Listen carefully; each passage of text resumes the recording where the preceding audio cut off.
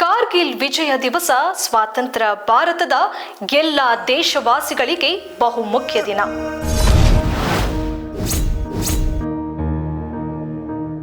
ಈ ದಿನವನ್ನ ಪ್ರತಿ ವರ್ಷ ಜುಲೈ 26ರಂದು ದೇಶದಾದ್ಯಂತ ಆಚರಿಸಲಾಗುತ್ತೆ. 1999ರಲ್ಲಿ ಭಾರತ ಮತ್ತು ಪಾಕಿಸ್ತಾನದ ಸೇನೆಗಳ ನಡುವೆ ಕಾರ್ಗಿಲ್ ಯುದ್ಧ ನಡೆದಿದ್ದು ಗೊತ್ತೇ ಇದೆ.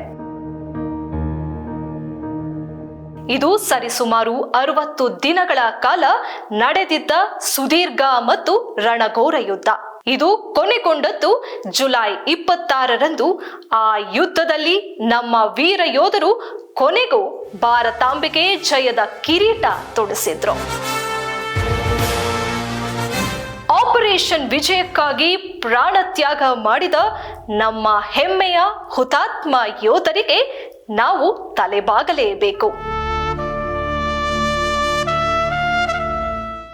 ಭಾರತ ಸುಭದ್ರವಾಗಿದೆ ಮತ್ತು ನಮ್ಮ ಮೇಲೆ ಕಾಲ್ಕೆರೆದು ದಾಳಿ ಮಾಡೋಕೆ ಬಂದ್ರೆ ಗ್ರಹಚಾರ ಬಿಡಿಸೋದು ಗ್ಯಾರಂಟಿ ಎಂಬ ಸ್ಪಷ್ಟ ಸಂದೇಶವನ್ನ ಶತ್ರು ರಾಷ್ಟ್ರಗಳಿಗೆ ಕೊಟ್ಟಂತಹ ದಿನ ಈ ಕಾರ್ಗಿಲ್ ವಿಜಯ ದಿನ.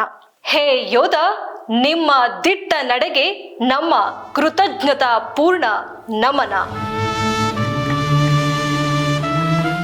ನೀವು ಮಡಿದಿರಬಹುದು, ಆದರೆ ನಿಮ್ಮನ್ನ ನಾವು ಮರೆತಿಲ್ಲ. ನಿಮ್ಮ ನೆನಪು, ನಿಮ್ಮ ತ್ಯಾಗ ಸೂರ್ಯ ಚಂದ್ರರಿರುವ ತನಕ ಅಮರ. ಇದಾಗಿತ್ತು ಇವತ್ತಿನ ವಿಶೇಷ ಕಾರ್ಯಕ್ರಮ. ಮತ್ತಷ್ಟು ಸುದ್ದಿಗಳಿಗಾಗಿ ನೋಡ್ತಾ ಇರಿ ಪ್ರಜಾಧ್ವನಿ ಟಿವಿ.